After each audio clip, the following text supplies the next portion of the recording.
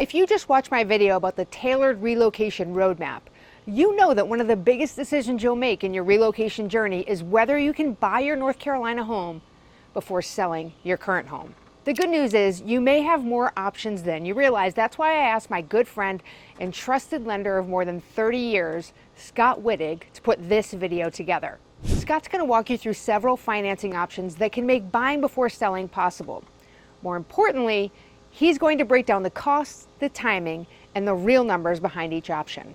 So if you're someone who understands things better when you can actually see the math, like I am, I think you're going to find this incredibly helpful. It's all yours, Scotty. Take it away. Hey, I'm Scott Wittig. I'm a mortgage loan officer with Town Bank Mortgage, talking to you today about buying before selling. This comes up so frequently and we get a lot of questions about it. So here goes. How do you buy before you sell? Well, first and foremost, when this comes up, the two things we have to address straight away: one, qualification; the other, money. Qualification. All that means is your income sufficient to cover the new mortgage, your existing mortgage if you have one, and any existing obligations that you have. That's qualification. Money. Okay, where's your money going to come from to put at least something down on the new home before you've freed up all the equity in your current home? Well, the easiest way maybe is savings, or a 401k loan, or a gift from a family member. If you can do that and make a 3 or 5% down payment, you can get a traditional mortgage loan. Might be for more than you ultimately want once your home has sold, but still get your traditional mortgage, and then you can usually do something called a recast, which allows you to get your payment recalculated when you make a pay down from the sale of your home without having to refinance. That's a great tool. A lot of people don't know about it. The other, if you don't have money to put together a down payment before you've freed up the equity in your home, is an equity line or maybe a bridge loan.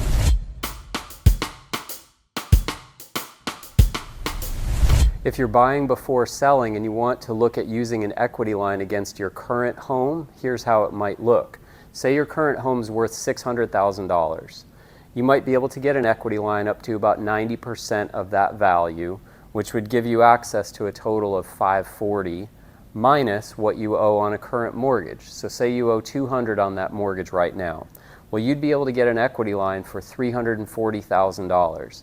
That's money that you can then use toward the purchase of the new house. So say the new house will be $750,000, you have that $340,000 from your equity line on your current home, leaving you with the request for a new mortgage of $360,000.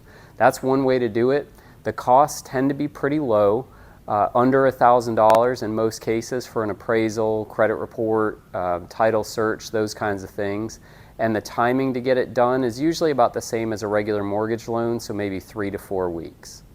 If you're looking to buy before you sell, but your current home is already on the market, that's going to be a no-go for getting an equity line set up against that house. Banks don't love to get paid off quickly, so they don't love to do an equity line that is going to be done on a house that's already on the market or maybe even under contract.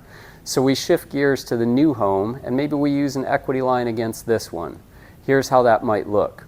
Say your new house is $750,000, and you can come up with 10%. So 75 grand from savings, a gift, a 401k loan. All of those are good sources. So you need $675,000 to get this purchase completed. Well, say you're going to net $400 from the sale of your current home. Ultimately, you would come to me looking for a mortgage of $275,000 if you already had that money in hand, but you don't. Well, what we would do is use an equity line against the new house for that same amount that you're going to net from the sale. And then what you do is once you sell your house, you get that money in your pocket, you put that against the equity line, pay it off. But the cool thing is you can leave it open and you have it for use in the future. So this can be a really cool way to do it. Timing, this doesn't really add any extra time to the traditional mortgage process. It doesn't add any time, to be honest, to set up the new equity line right alongside the first mortgage. And the additional costs of doing that equity line might be $1,000 or less, depending on what an attorney charges for a title search and a closing. This can be a great way to do it though.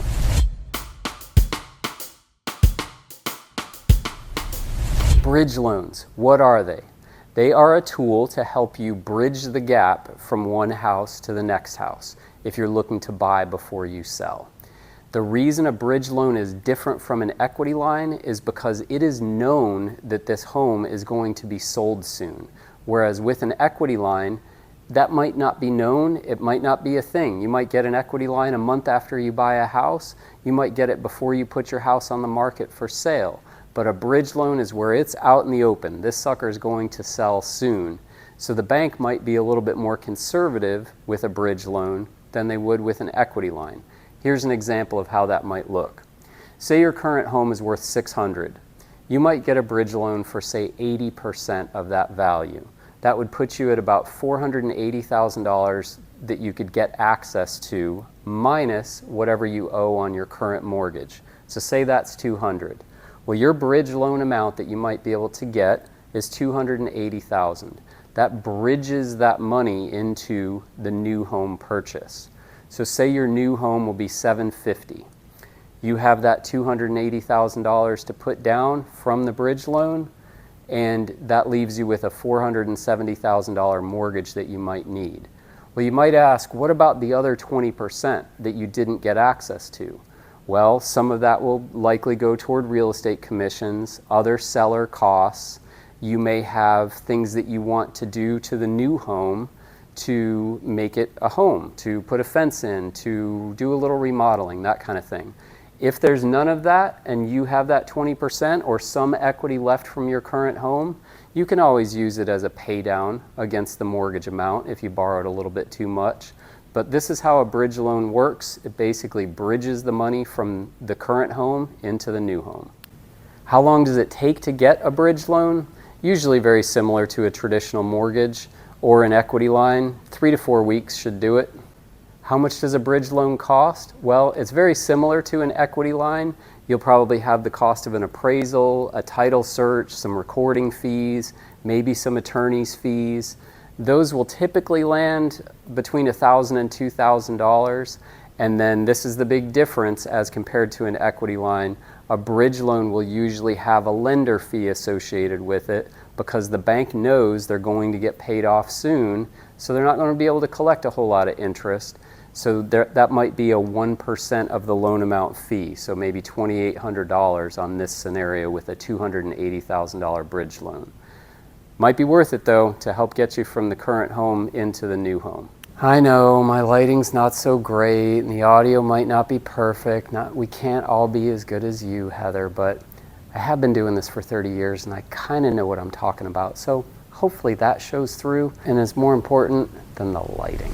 Scott, thanks so much for putting this together, and don't worry about the lighting. I actually thought it really showed off your pretty hairstyle.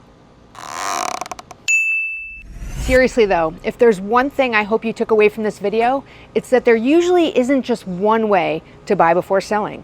The best option depends on your finances, your goals, and your timeline.